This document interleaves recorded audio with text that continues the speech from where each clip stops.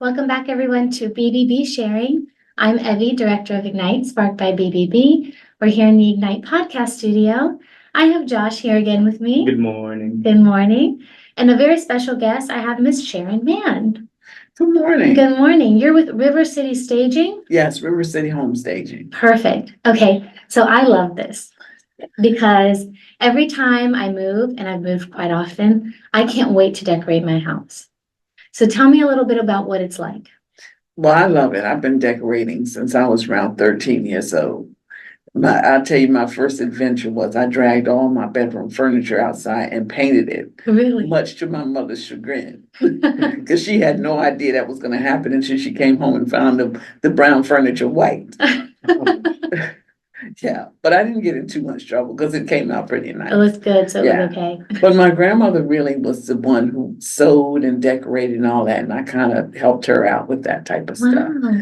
So I wanted to do something and use that love of decorating, and so I decided to get certified as a home stager. And most of that for home staging is people that want to sell their home, but buyers nowadays, they want to envision themselves in your home.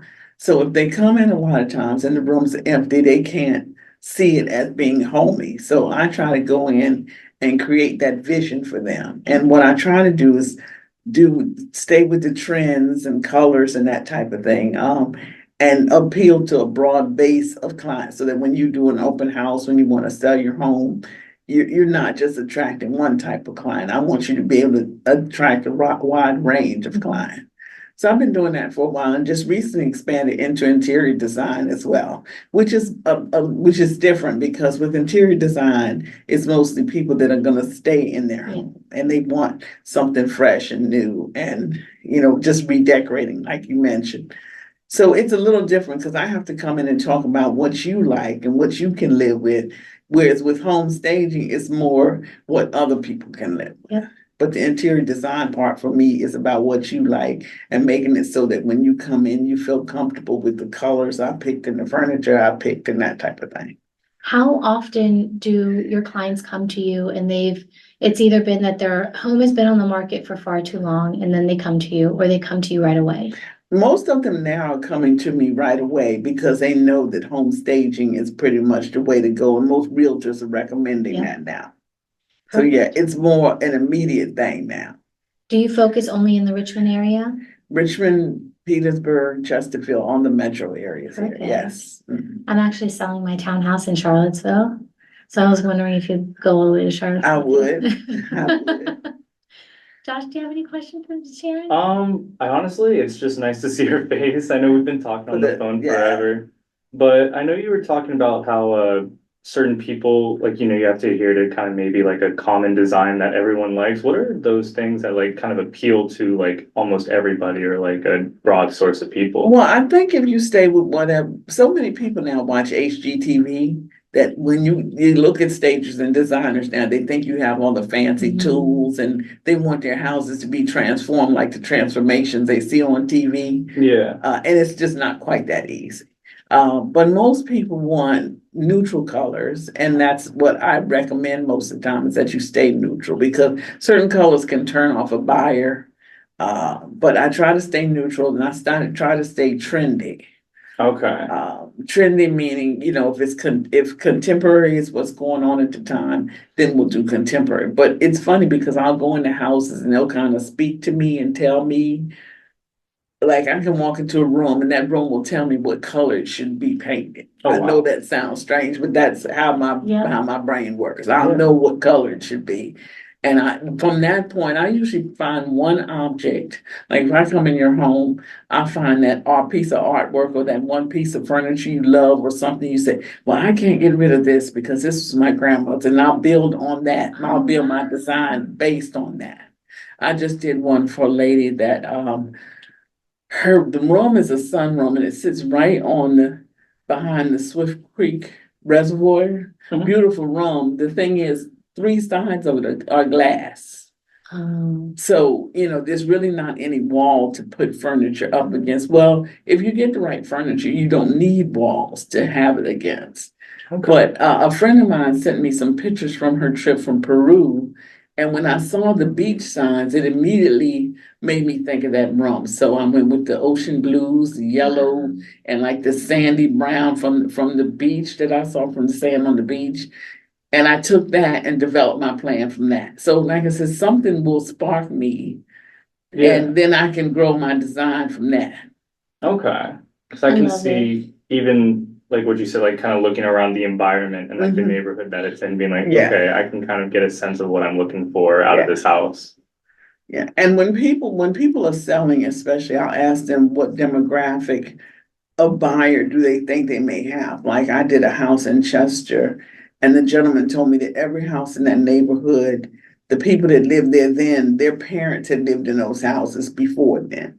So there were no young kids, no elementary, no babies. But he had a small room that could have been a nursery, but why spend money to make it into a nursery when you know that's not what you're gonna attract as a buyer in that area? Yeah.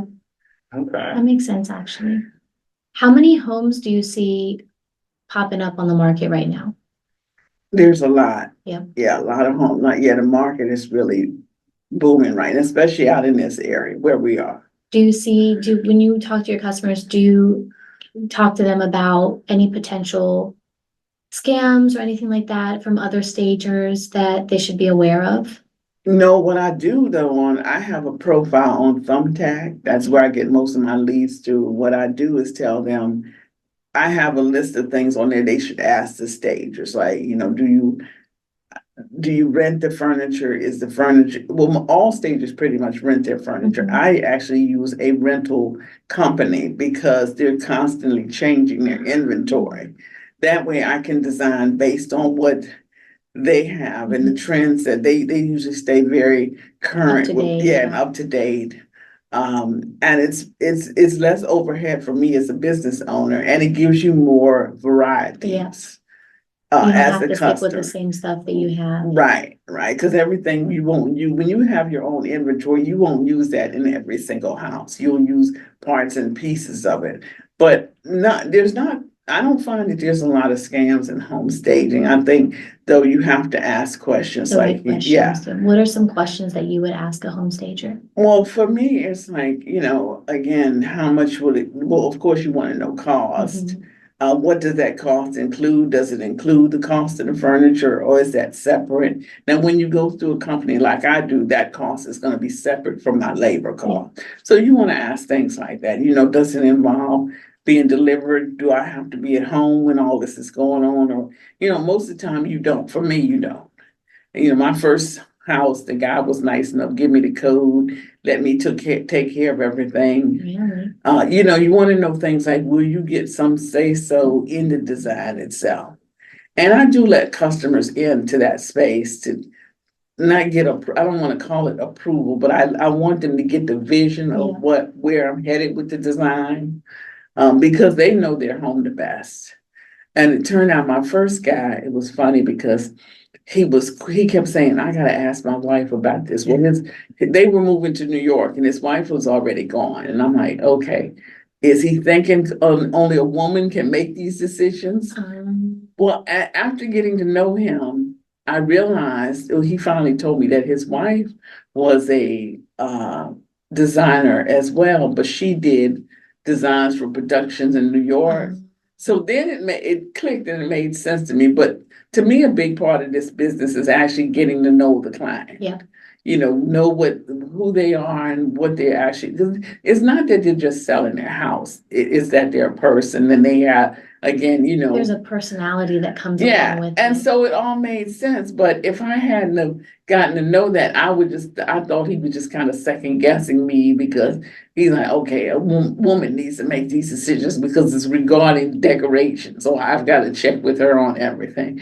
But that also said to me, okay, I'm going to miss my deadline if he has to check every decision. So I had to start kind of giving him some deadlines. Say, okay, that's great. You check with her, but I need to know by so and so day, or else we may miss out on this particular piece. And that's important because you want to make sure that they're able to sell their home in time, but you don't want to be penalized if there's delays because you're doing your And job. I've got to get my deliveries and things scheduled. Yeah.